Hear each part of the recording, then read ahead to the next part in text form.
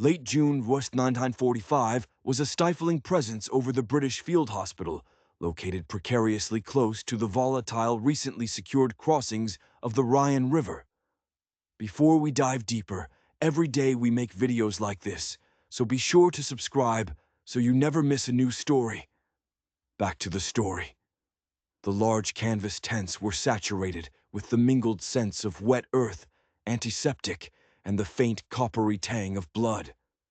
Into this relentless scene of wartime triage, Greta Weber, a girl barely out of her childhood at 19 years old, was delivered. She was the sole silent survivor, retrieved from a fiercely contested German anti-aircraft battery that had been completely overrun just before the first break of dawn. Two exhausted British Army medics carried her rough stretcher, her tattered uniform thick with dried blood, dark river mud, and the dust of pulverized fortifications. Her face was a shocking pallid mask, and she remained utterly silent, locked in a state of catatonic shock and fear since her immediate capture. The entire medical tent was an epicenter of pandemonium. Injured British soldiers were packed tightly onto CS and the floor. Doctors shouted urgent demands for specific plasma types and sterilized instruments, and the atmosphere was thick with the suffocating miasma of carbolic acid, competing with the sweet, sickening odor of neglected infection. At the busy triage station, Corporal Thomas Hayes, a weary 23-year-old medic from the dense urban sprawl of London, worked methodically. His own family's profound history, the desperate forced flight of his Jewish relatives from their home in Hamburg back in 1937, was a deeply personal, complex layer underlying every medical decision he made. Weeks of managing relentless casualties had honed his professional expertise, while simultaneously sheathing his emotional core in a protective hardness. When he finally knelt beside Greta's stretcher, her reaction was immediate and terrified. She recoiled violently, attempting to shrink into the canvas, her eyes wide with a pure primal fear that transcended any political or military context. Thomas, drawing upon the soft, familiar German dialect his beloved grandmother had taught him long ago, spoke to her slowly and gently, assuring her with calm authority that his only intention was to provide medical aid, nothing more. Her response was a single, barely audible whisper, lost instantly beneath the tense, constant, urgent roar. As he began the meticulous process of cutting away her heavy, blood-soaked uniform, he discovered multiple layers of crude, self-applied bandages fashioned from any available strips of fabric, all saturated dark crimson. When he finally succeeded in peeling back the last improvised layer, the sight stopped him completely. A massive, horribly jagged shrapnel wound slashed diagonally across her entire lower back and flank.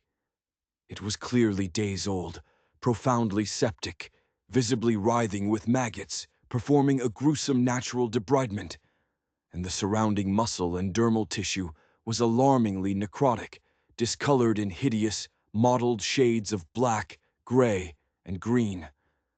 Even Thomas, who had personally treated every imaginable form of battlefield trauma, was momentarily paralyzed by the sheer severity of the injury and the near impossible fact that she remained conscious and acutely aware. Greta whipped her head away, her body instinctively bracing for the inevitable look of disgust, judgment, and hatred. Instead, music. Thomas released a sharp, authoritative bellow that momentarily silenced the nearby conversations, demanding immediate high-dose morphine, plasma, and the presence of the senior surgical officer. The urgency in his voice undeniable, he quickly spread a large, clean wool blanket over her exposed body, his hand finding the only uninjured point of contact, her shoulder, and rested it there, a gesture of steady protective pressure. "Wir wenn alles in Ordnung bringen," he promised her in firm, decisive German. "We will make everything right now." Captain Richard Norton, a quick, efficient surgeon known for his sharp discipline, arrived, took one comprehensive, trained glance at the wound, and immediately dismissed the case. He stated flatly that she was medically beyond hope, that they were critically overwhelmed with their own wounded men, and that their scarce surgical resources had to be strictly prioritized for British combatants, as she was a confirmed enemy.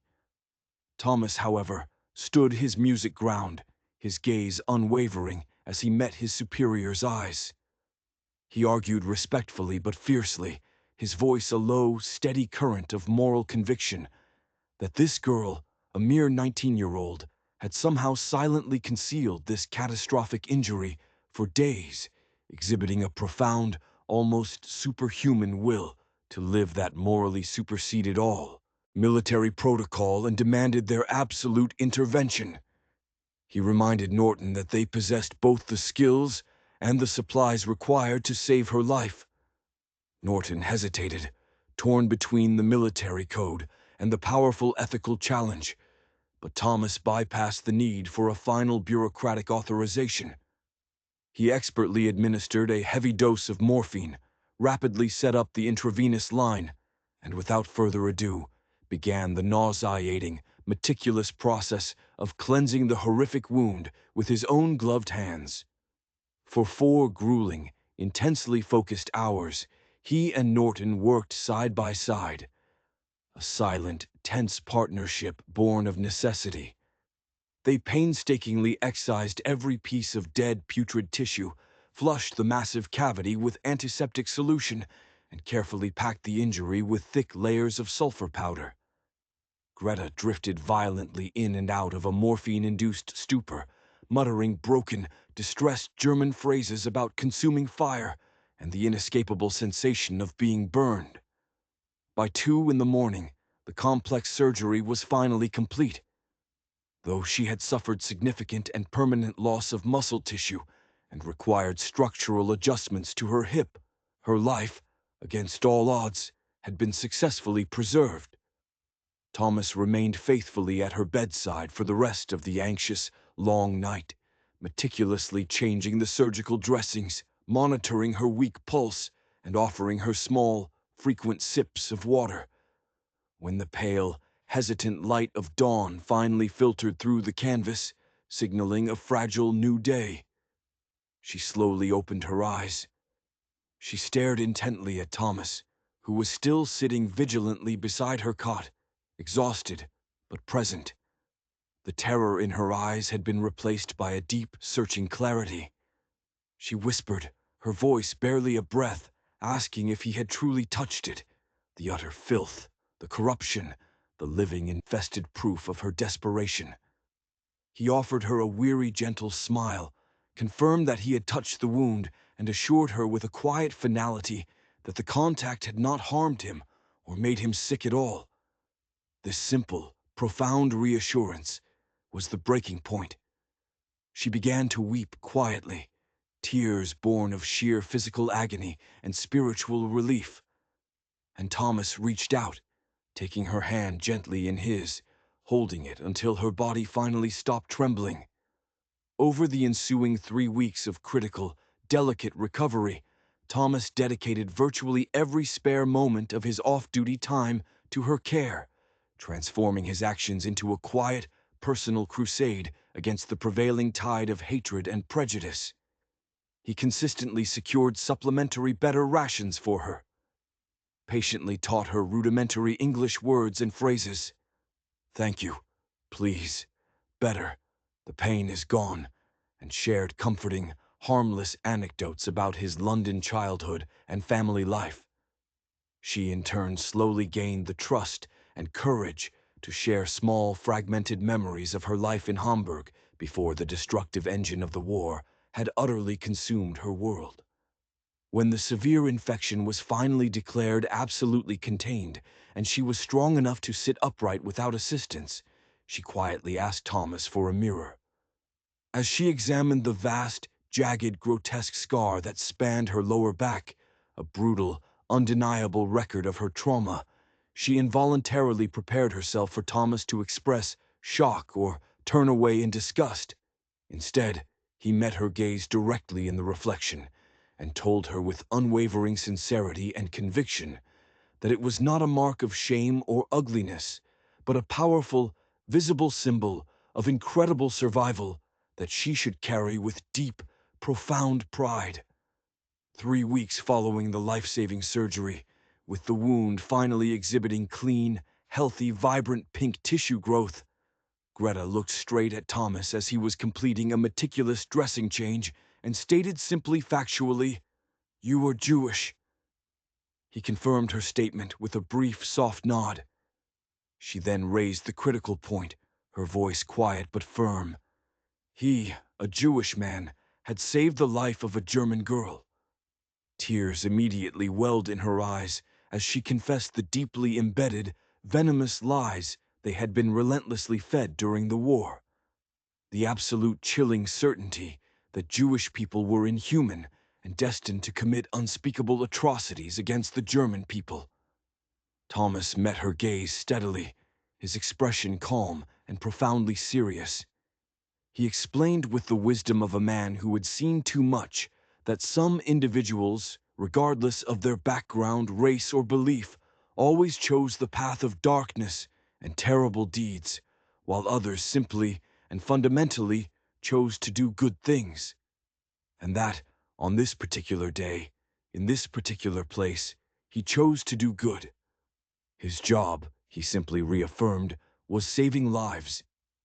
He continued his daily visits for another full month, bringing contraband American comics that had been translated into German, teaching her genuinely hilarious English curse words that often made them both laugh until their wounds ached, while she reciprocated by teaching him amusing regional Bavarian slang, further solidifying the unexpected intimate bond they had forged across the chasm of war.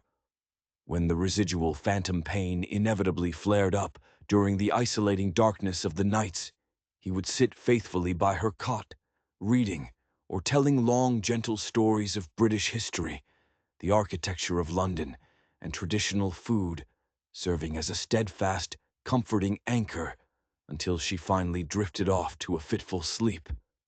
One warm evening, sensing the full depth of his commitment to her, she asked him directly and vulnerably why he continued to come to see her every single day, risking censure and physical exhaustion. Thomas paused, gathering the full complex meaning of his answer. Before he began to explain that when he first looked at that terrible, septic, maggot-ridden wound, the deepest sickness he recognized was not the physical infection itself, but the spiritual rot in the world. The toxic, murderous ideology that had tried to convince her she was worthless, that she deserved to perish unnoticed. He knew then with absolute moral conviction that his highest duty, which transcended all military and national boundaries, was to affirm her fundamental humanity, to prove that she was simply a human being fighting desperately for life, a life-affirming truth he desperately needed to validate for his own spirit. Scarred by exile and prejudice just as much as he needed to prove it to her, the former enemy. She listened to his quiet, powerful declaration, and in her eyes a new incandescent light dawned, a clear, undeniable sign that the long, corrosive shadow of the war and its toxic prejudice was at last beginning to lift and break apart from her soul. On the morning she was officially scheduled for transfer to a faraway permanent prisoner hospital deep behind the lines, Greta made one final significant request. She asked to briefly hold his metal identification tags, the physical cold proof of his identity and his service. She pressed the cold, personal metal to her lips, a solemn, silent vow of remembrance and profound respect, music, before gently handing them back. She told him, her voice filled with quiet conviction, "You touched the fire for me, and I will remember it forever. Not the pain, but the touch." Thomas watched the ambulance disappear into the cloud of dust kicked up by the wheels on the dusty, sun-baked track. And he never saw Greta Weber again. But for the entire remainder of his long, full life, for more than 50 years, every single year, On the 23rd of June, the precise anniversary of the day her severe infection was declared fully contained, a postcard arrived for Thomas Hayes. It was always mailed from somewhere in Germany, always deliberately unsigned, bearing one perfect, carefully written sentence in English, a constant, tangible confirmation of the profound and enduring impact of his radical act of compassion. The fire doesn't burn anymore. And thank you for your touch. And I have never forgotten the man who chose light over darkness in the hour of my deepest need, proving that kindness is the only true victor in all wars. And that memory is the only peace that lasts. And I now teach my own children that the greatest heroes are those who save their enemies with a touch, a lesson that will endure long after the fighting is a distant echo. And their greatest inheritance will be the knowledge of your name and the gentle strength of your hand. If this story moved you, subscribe to the channel. There are many more real accounts like this.